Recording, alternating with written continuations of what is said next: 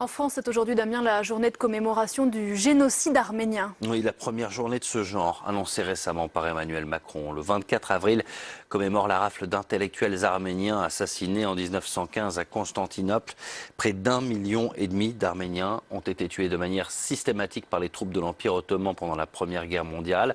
La Turquie rejette toujours ce terme de génocide et l'instauration de cette journée a tendu les relations entre Paris et Ankara. Christophe Dansette.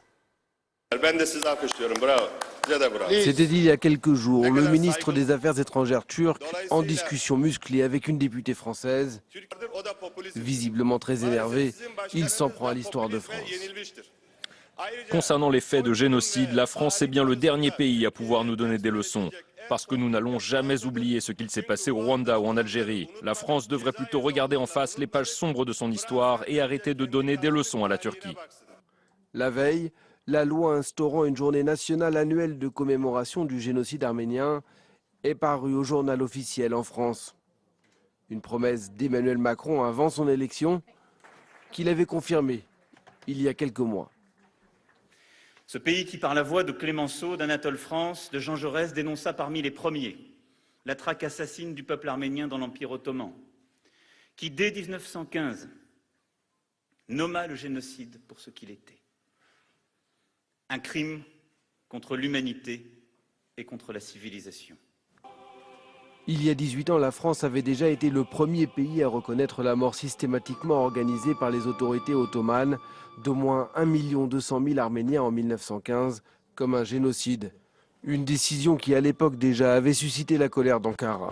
De son côté, en 2014, Recep Tayyip Erdogan avait fait un tout petit pas en avant en reconnaissant la souffrance du peuple arménien, mais au même titre que celle d'autres populations à cette époque. Et il a toujours rejeté la qualification de génocide, jugeant qu'il s'agissait d'un prétexte d'hostilité envers la Turquie.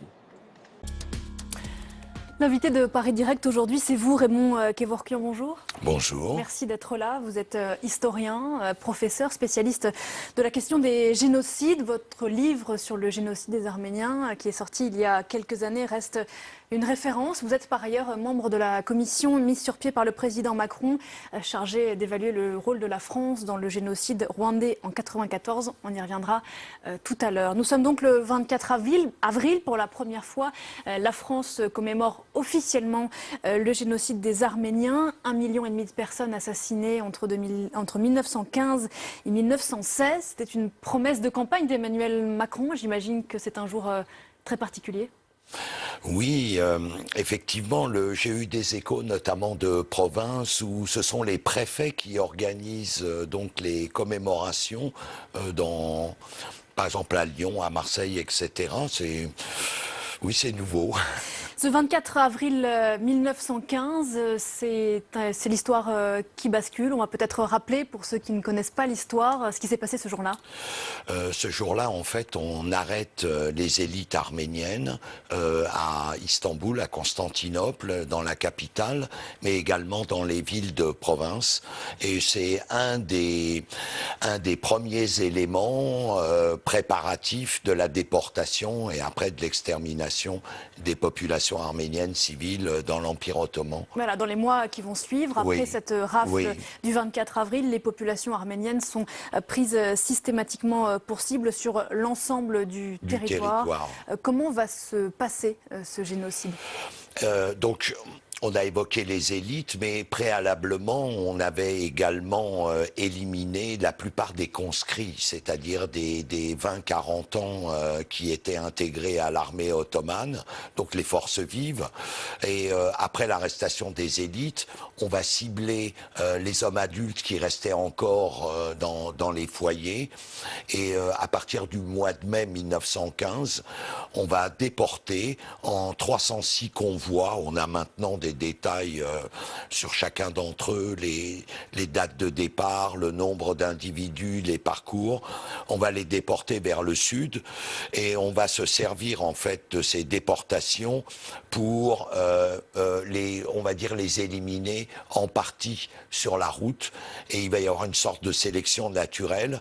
C'est les plus jeunes, les plus résistants qui vont arriver dans les lieux officiels de déportation, qui étaient en fait les déserts de Syrie et de Mésopotamie.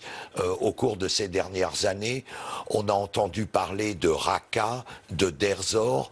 Eh bien, c'était précisément, c'est ce qu'on appelait la ligne de l'Euphrate à l'époque, c'était précisément les lieux où étaient installés les camps de concentration, où on a fini le travail, si on peut dire, en liquidant les quelques dizaines ou centaines de milliers d'Arméniens qui étaient encore dans la région. Avant 1915, il y a à peu près 2 millions d'Arméniens dans l'Empire ottoman. Après 1916, il en reste quelques centaines de milliers. Moins que ça, une centaine de milliers, principalement d'ailleurs concentrés à Constantinople, Istanbul. Ce génocide a été planifié à partir de quand ?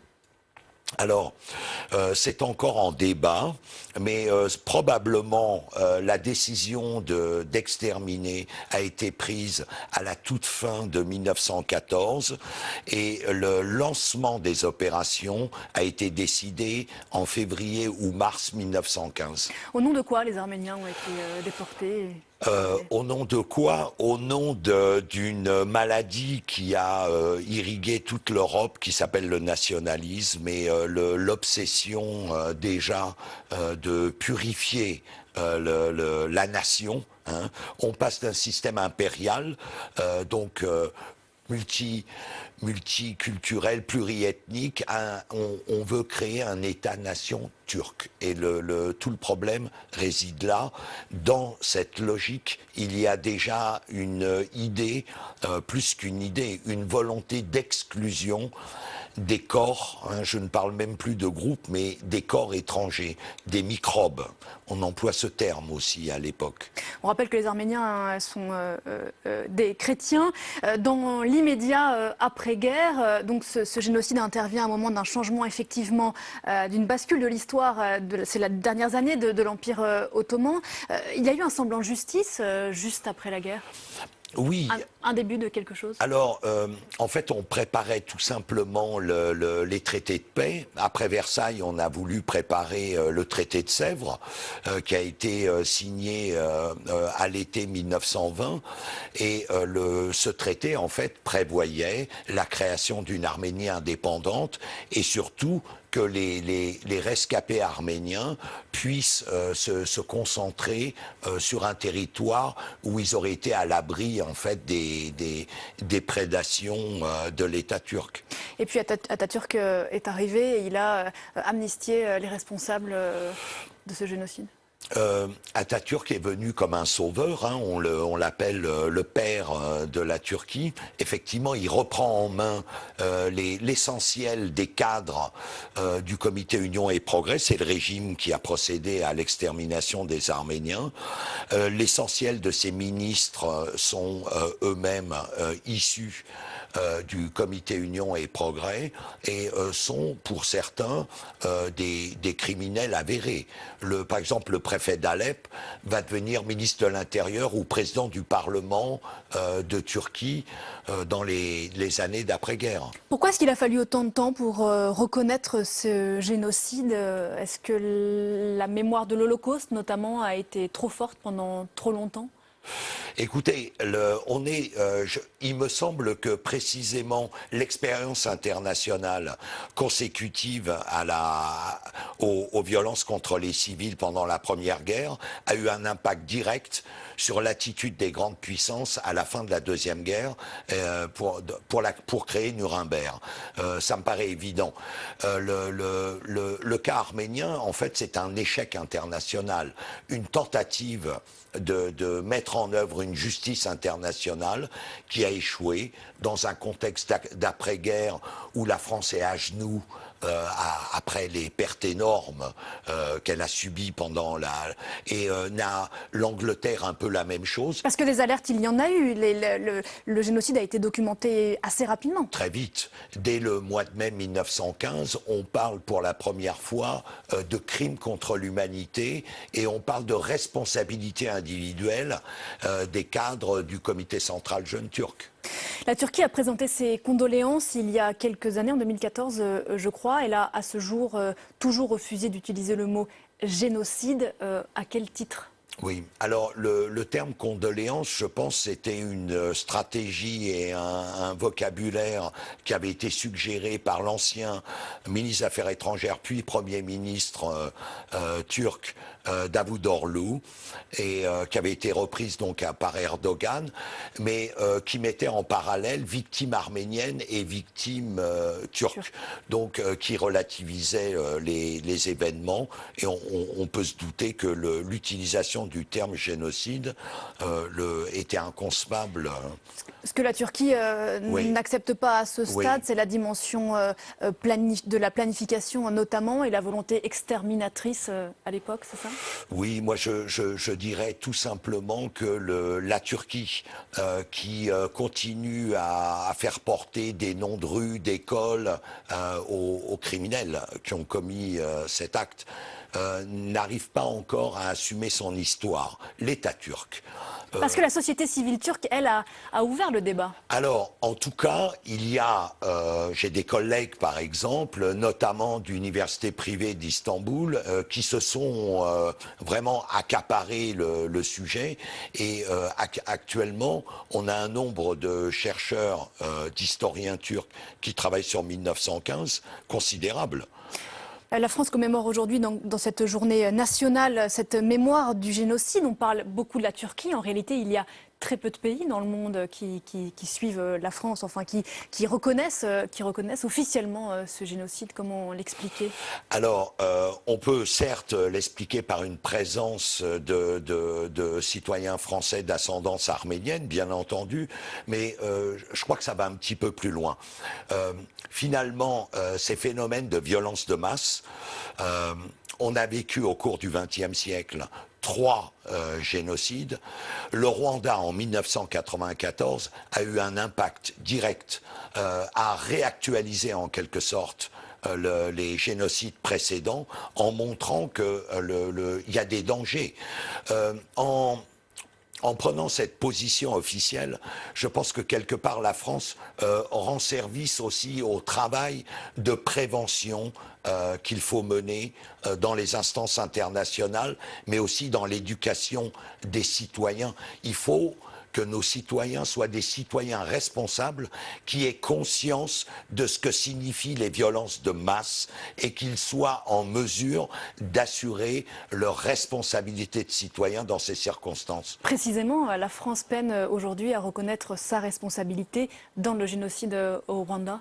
Écoutez, vous l'avez évoqué tout à l'heure, le président Emmanuel Macron s'est engagé à créer une commission chargée de mettre à plat ce dossier complexe et douloureux.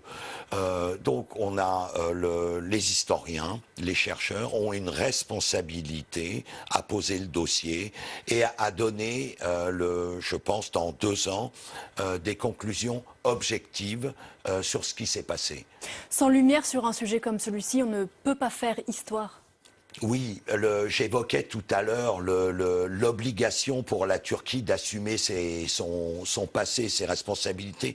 Je pense que c'est la meilleure chose qui pourrait lui arriver, qui l'aidera sans doute à se démocratiser plus vite.